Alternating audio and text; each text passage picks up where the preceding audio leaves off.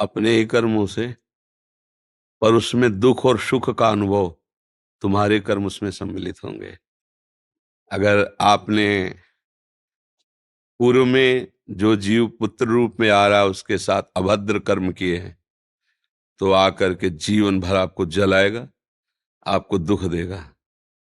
और आपने भद्र माने मंगलमय कर्म किए हैं, तो जीव पुत्र बन के आएगा, तुम्हें सुख प्रदान करेगा। अब यदि इस समय भजन कर लो भगवान का, तो तुम उसके भी भाग्य को बदल सकते हो और अपने भी भाग्य को बदल सकते हो। ये भजन ही एक ऐसा कर्म है जो सब सुधार देता है। मार्कंडेय ऋषि के पिता महाराज मृकंड ने देखा, बहुत ज्योतिषाचार्य थे, कि 5 वर्ष में मेरे पुत्र की आयु खत्म है, मर जाएगा। बड़ी चिंता हुई कि जीवन भर भजन करते रहे, तपस्या की। पहले प्राय हम सब ऋषियों की ही संतान हैं, रहते गृहस्थ में थे, पर पूर्ण ऋषि तपस्वी मुनियों की तरह हम सब ऋषियों की संतान है।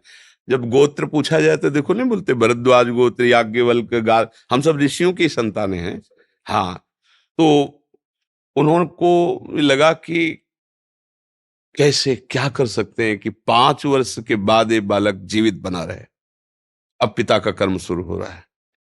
पूर्व संयोग इतने ही वर्ष का था, अब उनका नया कर्म काम कर रहा है। उन्होंने विचार किया, भगवान के भक्तों और संतों में विशेष सामर्थ्य है। यदि संतों को साष्टांग दंडवत करे और संतों का आशीर्वाद मिले, तो मैं इसे मृत्यु से भी बचा सकता हूं। उनको पता था, उनकी श्रद्धा थी, उनकी भावना थी। तो प्रायः पवित्र नदियों के किनारे ही ऋषियों के आश्रम होते थे, तो गंगा जी के समीप ही तो घाट में खड़ा कर देते। जो भी संत दिखाई देते, वैष्णव तिलक या शैव तिलक, वो सबको आदेश कर, छोटा सा बालक 2 वर्ष 3, साष्टांग प्रणाम करो, साष्टांग प्रणाम करो। उनकी सेवा यही थी, प्रसाद पाओ और जाके घाट में खड़े हो, जो भी संत दिखाई दे साष्टांग प्रणाम करो। एक दिन प्रच्छन्न वेश से गुप्त रूप से सनक सनंदन सनातन सनत कुमार भी, अब आपको क्या पता कौन महात्मा किस कोटि का किस वेश में तुम्हारे पास बैठा है, या तुम्हारे संग वार्तालाप कर रहा है, या तुम्हें कभी मिल सकता है, हमारी दृष्टि नहीं है ना। और वो दिव्य महापुरुष थे और वो देखा करते थे। जो साष्टांग प्रणाम किया तो चारों संत वेश में थे, उनका चिरंजीवी भव, बस वो आ गए। कहा, महाराज मेरी दृष्टि अचूक है, आप सनक सनंदन सनातन सनत कुमार चारों ब्रह्म कुमार है ना, प्रच्छन्न वेश से आप घूम रहे हैं, ये तो अभागी है, 5 वर्ष में इसकी मृत्यु हो जाएगी। और आप कह रहे हैं चिरंजीवी भव, तो आपके वचन मिथ्या या इसका भाग्य मिथ्या? इसी इसी बात में बैठे थे कि कोई ना कोई महापुरुष जब फंसेगा तो ये भाग्य को मिटा सकता है, साधारण थोड़ी मिटा पाता है, महापुरुष ही मिटा पाता है, उसमें सामर्थ्य होती है। तो उनका ठीक है, चिरंजीवी तो रहेगा ही। तुम्हारी ज्योतिष से तुमको पता है किस मिनट में किस सेकंड में मृत्यु होगी। उस दिन प्रातः से लेकर के और मृत्यु समय तक भगवान शिव के मंदिर में शिव का आलिंगन करके इसे बैठाल देना, बस फिर और हम देख लेंगे। ऐसा ही किया। चारों ब्रह्म कुमार दरवाजे पे खड़े हो गए। तो ऐसे पुरुषों के पास यमदूत नहीं आते, साक्षात धर्मराज आते हैं। धर्मराज ने देखा सनक सनंदन सनातन सनत कुमार, तो उनका इस जीव का समय हो रहा है, आप आदेश करें तो मैं इसे ले जाऊं। बोले मैंने तो चिरंजीवी भव कहा है। बोले ब्रह्मा के आप पुत्र हैं, ब्रह्मा के द्वारा ही विधान किया जाता है। तो इतनी वार्ता हो ही रही थी कि भगवान शंकर प्रकट हो गए। उनका कि कुछ बदलना नहीं है, 5 वर्ष की आयु ना, हाँ 5 वर्ष ही रहे, मेरी आयु के 5 वर्ष रहे। भगवान ब्रह्मा जी एक सुई लेकर के ऐसे कमल में छेद देते, आका 1 वर्ष हो जाता है।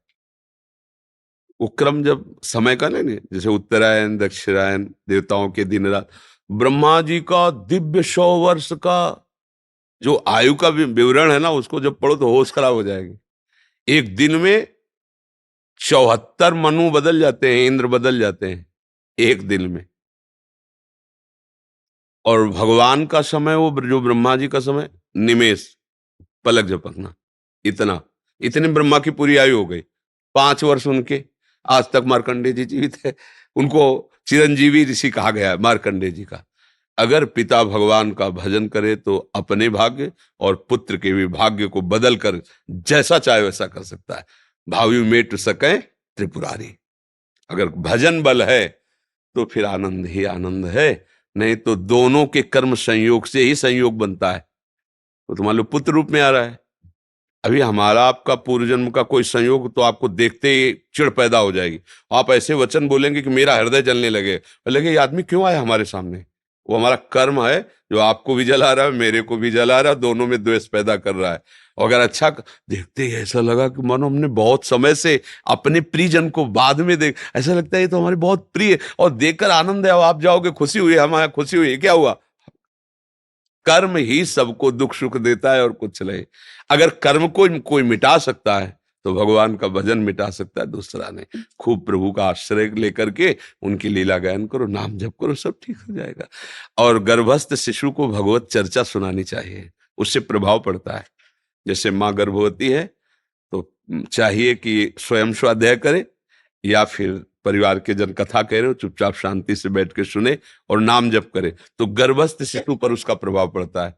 जैसे प्रहलाद जी जब कयाधु जी के गर्भ में थे तो नारद जी अपने आश्रम में लेकर के उनको भी भगवत चर्चा भक्ति का उपदेश किया, तो ऐसे महान भागवत 5 वर्ष में विश्व विजेता हिरण्यकश्यप को परास्त कर दिया। 5 वर्ष की आयु प्रहलाद जी की है और विश्व शक्ति संपन्न हिरण्यकश्यप परास्त कर दिया। अभिमन्यु जी गर्भ में ही थे, चक्रव्यूह का भेदन की क्रिया बताई तो 6 द्वार भेदने की क्रिया तक वो जगती रही, 7वें वर्ष हो गई तो फिर वो, मतलब गर्भस्थ शिशु पर बाहरी चर्चा का प्रभाव पड़ता है, बाहरी आचरण का प्रभाव पड़ता है। यदि हम नाम कीर्तन, भगवत चर्चा, भगवत कथा वार्ता, तो उसमें भक्ति का अंकुरण हो जाएगा, गर्भस्थ शिशु में उसका प्रभाव पड़ जाएगा।